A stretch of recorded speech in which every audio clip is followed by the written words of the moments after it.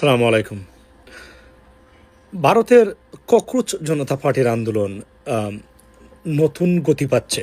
নতুন গতি পাচ্ছে না, অলরেডি পেয়ে গেছে। অর্থাৎ জেনজির দলমত, ধর্ম, বর্ণ নির্বিশেষে সবাই যোগ দিচ্ছেন। উদ্দেশ্য একটাই, তারা ফিল করেছেন, বুঝতে পেরেছেন তাদের দেশ রসাতলে যাচ্ছে। অর্থনৈতিক অবস্থার সীমাহীন আপনার পতন, প্রতিটা অর্থনৈতিক সেক্টরে তথ্য গোপন করে রাখার পরেও যে কোনভাবে বের হয়ে আসছে আসল তথ্য। ওয়াই? বিকজ ভারতীয়রা ফিল করতে পারতেছেন তাদের অর্থনৈতিক অবস্থার বা তাদের বর্তমান সব কিছুর অবস্থা বা তাদের গতি প্রকৃতি। সে কারণে এই আন্দোলন রীতিমতো ত্বরান্বিত হচ্ছে এবং এটা অলরেডি লাইফ পেয়ে গেছে এবং আন্তর্জাতিক আপনার যত সম্প্রদায় আছে তাদের সরাসরি সাপোর্ট আছে। And I can bat on that.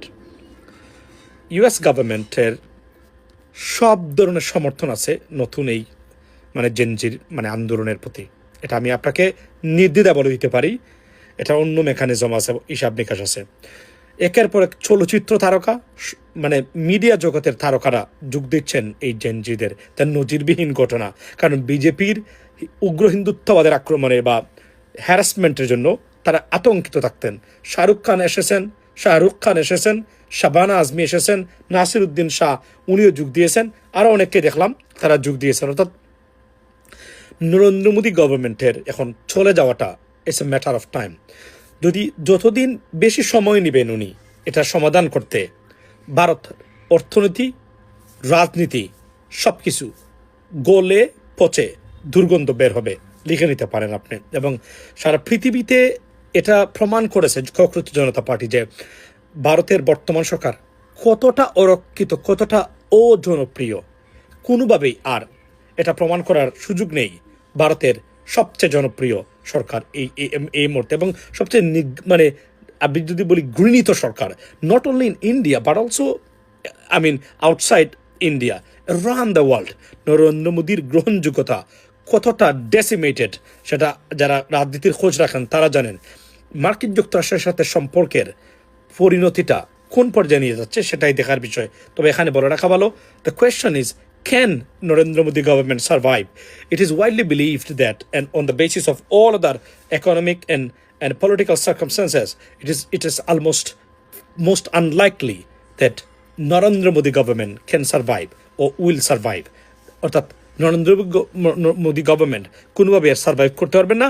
তার চলে যাওয়াটা সময়ের ব্যাপার এবং চলে যেতেই হবে। কেননা গণহত্যাকারী এবং মানবতা বিরোধী অপরাধে যুক্ত কোনো রাষ্ট্রপ্রধানই ইজ্জত নিয়ে রাষ্ট্র ক্ষমতা থেকে যেতে পারেন নাই। গুজরাটের সেই গণহত্যা কথা আমরা নিশ্চয়ই বলে যাইনি, যার প্রত্যক্ষ নির্দেশে সেই গণহত্যা পরিচালিত হয়েছিল। এবং এই 17 বছরে আপনার সব ধরনের মানুষের উপরে যে নির্যাতন হয়েছে ভারত জুড়ে, পার্টিকুলারলি মুসলিম সম্প্রদায়ের উপরে, খ্রিস্টান সম্প্রদায়ের উপরে, সেটা অবশ্যই এটার ন্যাচারাল একটা বা nature will take the revenge. And I think India and the Modi government on course to feel it. That's what it is. Ladies and gentleman, ভালো থাকবেন।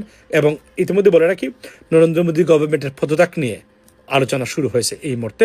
কেননা পারমাণবিক এই শক্তিধর রাষ্ট্র দেশের ভিতরে এই খেয়স রেখে রাষ্ট্র পরিচালনা করতে পারবে না। কেননা তাদের অ্যাডভার্সারিজ এবং রাইভাল কান্ট্রি যারা আছেন, পাকিস্তান, চায়না, এখন বাংলাদেশের মতো দেশও আছে, এটা তাদের জন্য নিরাপদ নয় বলে মনে করেন সিকিউরিটি এক্সপার্ট যারা আছেন তারা। That's what it is. ভালো থাকবেন, কথা হবে অন্য সময়। আসসালামু আলাইকুম।